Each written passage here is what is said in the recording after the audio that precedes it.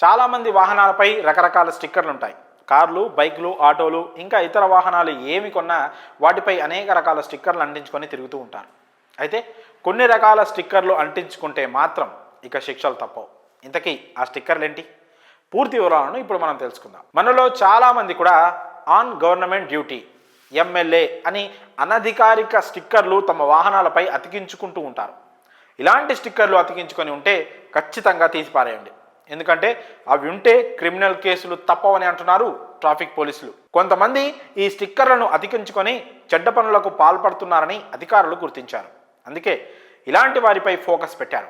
ఎవరైనా MLA on duty ఉన్నటువంటి స్టిక్కర్లు అతికించుకొని తిరుగుతుంటే వారిపై ఎంవి యాక్ట్ ప్రకారం ఇకపై కేసులు పెట్టనున్నారు.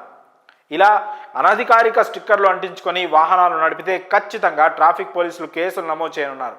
గతంలో కొంతమంది వాహన యజమానులు ప్రభుత్వ ఉద్యోగులకు కార్లను అద్దెకిచ్చేవారు.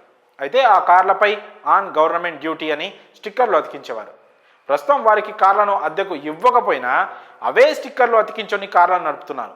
కారుపై గవర్నమెంట్ లేదా ఆన్ డ్యూటీ స్టిక్కర్లు పెట్టుకొని ట్రాఫిక్ ఉల్లంఘనలకు పాల్పడుతున్నారు. ఇది ఉద్దేశపూర్వకంగా చేసిన ఉల్లంఘనల కిందకు వస్తుందని ట్రాఫిక్ ఉన్నతాధికారులు వార్నింగ్ ఇస్తున్నారు.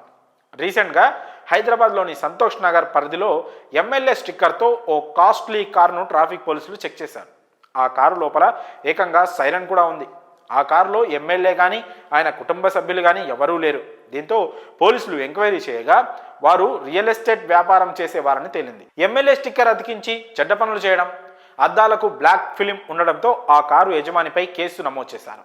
ఇక్కడ నుంచి వాహనాలపై ఇలాంటి స్టిక్కర్లు ఉంటే ఎంవి యాక్ట్ ప్రకారం కఠిన చర్యలు తీసుకోవడంతో పాటు క్రిమినల్ కేసులు కూడా నమోదు చేస్తామని ట్రాఫిక్ ఉన్నతాధికారులు వార్నింగ్ ఇస్తున్నారు. కాబట్టి ఇలాంటి స్టిక్కర్లు కనుక మీ వాహనాలపై ఉంటే ఖచ్చితంగా వాటిని తీసేయండి. ఈ విషయంపై మీ అభిప్రాయాలను కామెంట్స్ రూపంలో తెలియజేయండి.